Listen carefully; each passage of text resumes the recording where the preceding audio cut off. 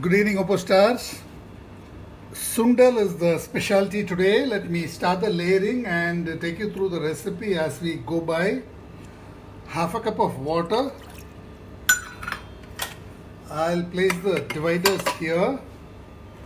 And in one compartment, I'll add 1 cup of soaked and drained chickpeas. These are desi chickpeas. I've taken half a cup of this. After soaking, they have become 1 cup. So half a cup weighs around 125 grams. After soaking, they have doubled in both size and weight. This is 250 grams. And this is again half a cup of soya beans, soaked and drained. I'll add this in the next compartment.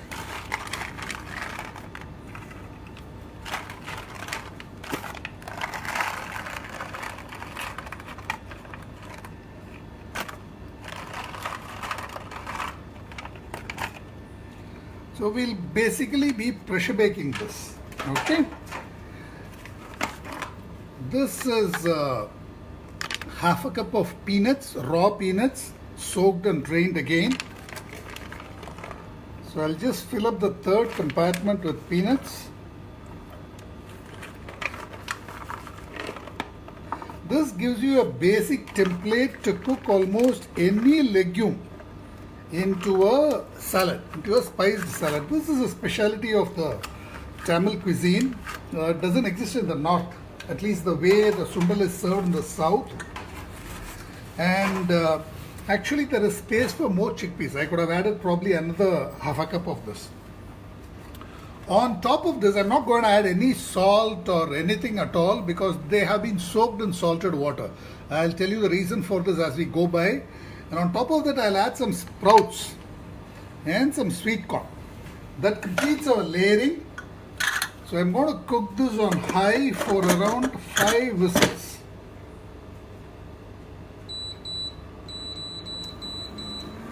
At 1400, which is my standardization temperature. Just move the camera so that you can see it. Yeah, it's 1400. Now let me take you through the recipe, okay? பார்த்தீங்களா 5 சுண்டல் 3 இது 2 இந்த சுண்டல். Okay, this is the Sundal template. Desi chickpeas are one of the most common form of sundals served in Tamil Nadu.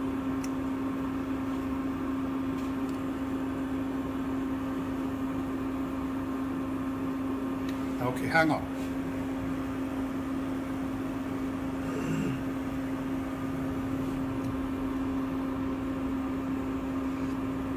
So Sundal is nothing but a spiced legume salad. Think of it as a simple salad. That's very popular in South India. The building blocks are the legumes, the dressing. Any salad needs a dressing. So legumes plus dressings plus some kind of flavoring plus whatever additives you may choose to add. This defines a Sundal. This is the recipe I have followed. I have added half a cup of water, 1 cup each of soaked and drained legumes.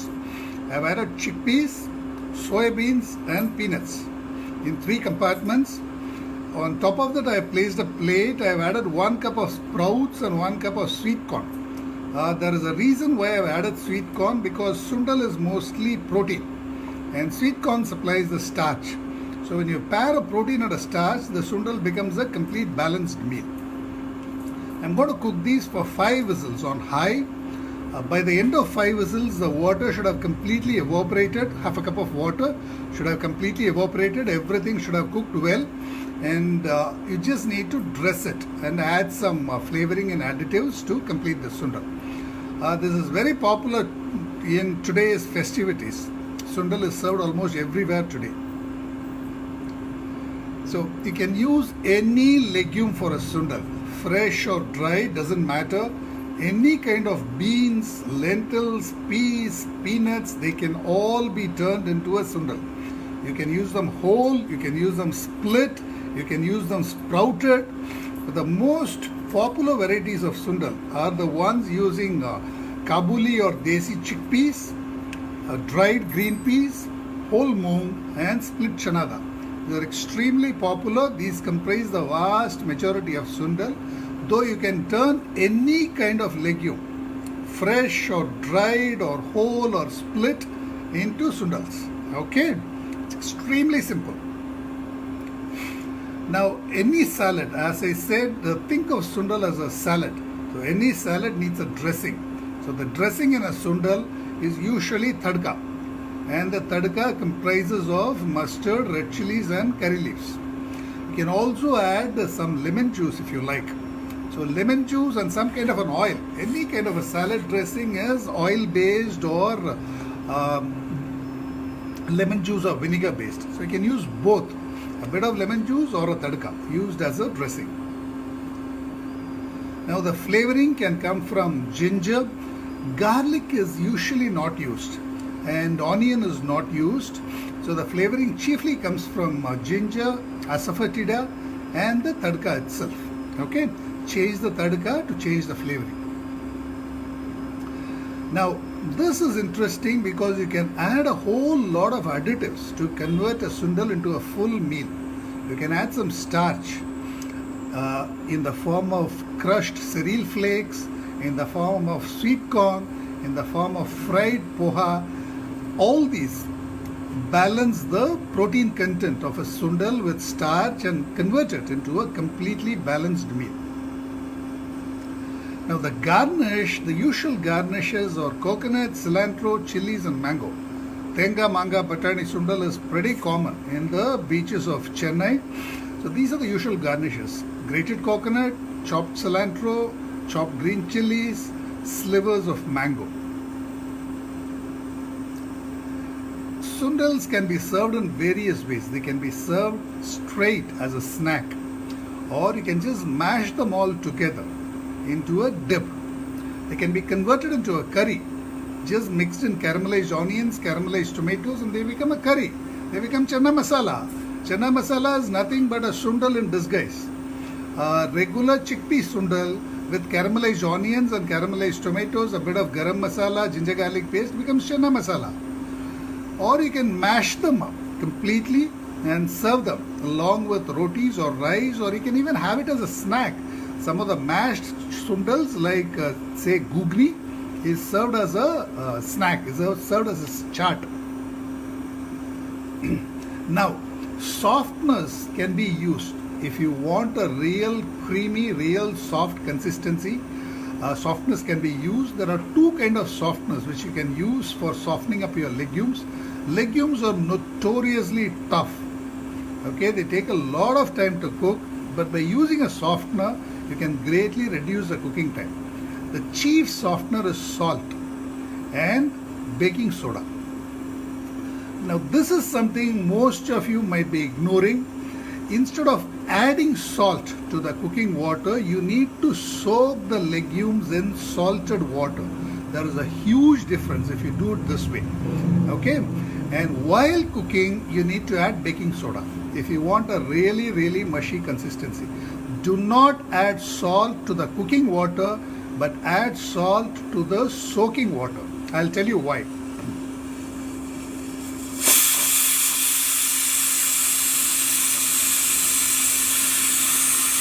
The concentration of salt is roughly around 1% of the total weight of the stuff you are cooking. What happens is that salt kind of dissolves the cell wall pectins.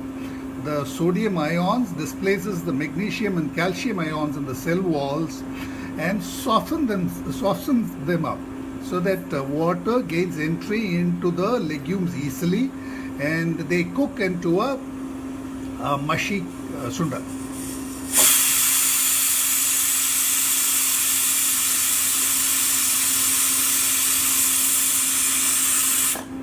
So instead of soaking it in plain water, soak it in salted water, the flavor would be better. The salt would have deeply permeated the grains and it'll be very soft. You wouldn't have a bite. And you need to cook it with baking soda. If you face an undercooking issue, add a bit of baking soda while you are cooking it.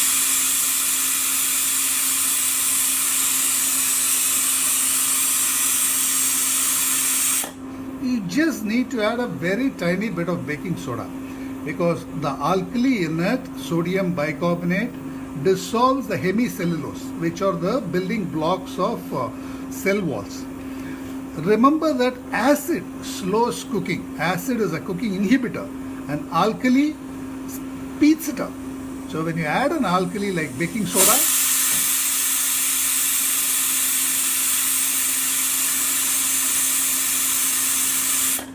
cooking actually speeds up. It gets softened very fast. When you are cooking notoriously tough sundals like rajma, it makes sense to add a bit of baking soda. So there you go. This is what we are hoping to get. It's very, very simple.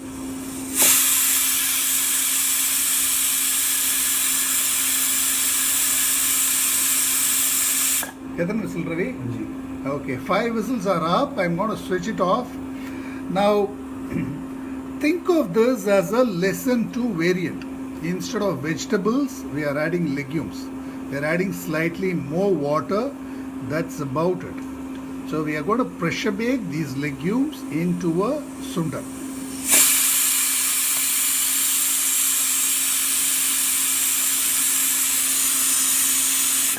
I'm going to switch it off now.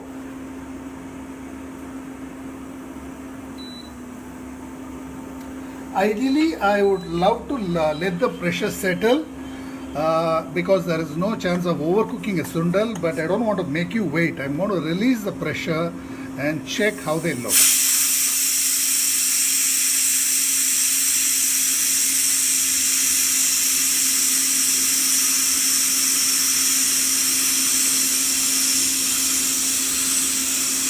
So we have 5 different sundals waiting for us here. Roughly 1.25 kgs of sundal, which can easily serve around 6 to 7 people.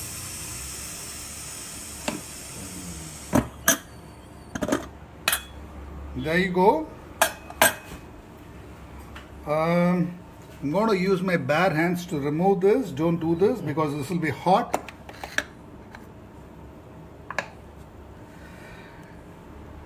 Everything looks nice and done. Look at that. There is no water remaining. The amount of water we have added has been completely absorbed. There is no burning.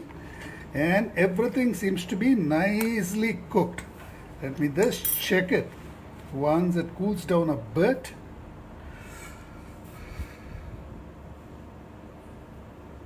That is soya.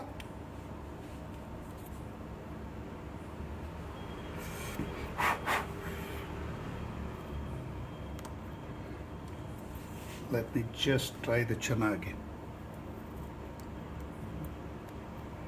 That is chana. The chana seems slightly undercooked. This is better. Yeah, this is okay.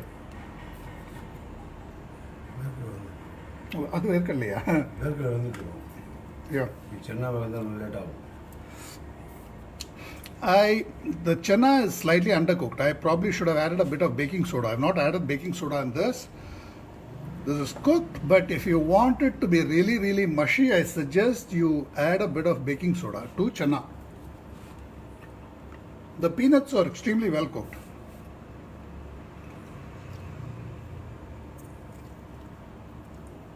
Yeah. The corn is completely cooked through, doesn't need much cooking. Yeah, the corn is completely cooked. And the sprouts are perfectly done. Taste panni parunga Ravi. Correct solunga, corn paathu solunga.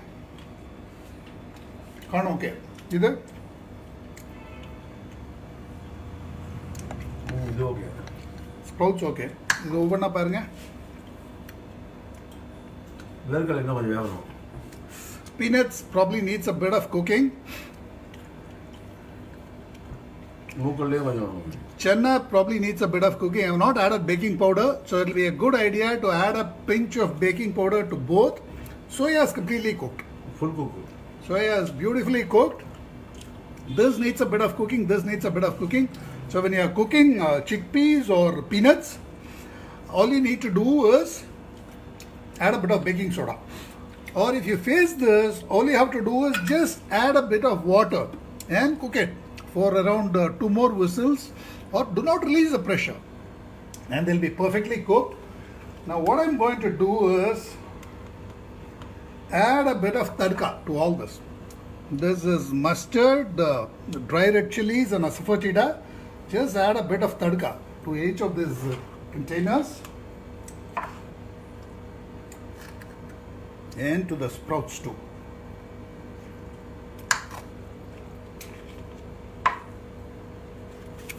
You can add any garnish you like. You can add a bit of coconut,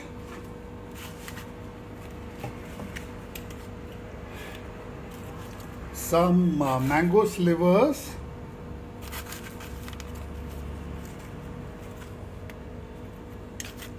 some green chilies,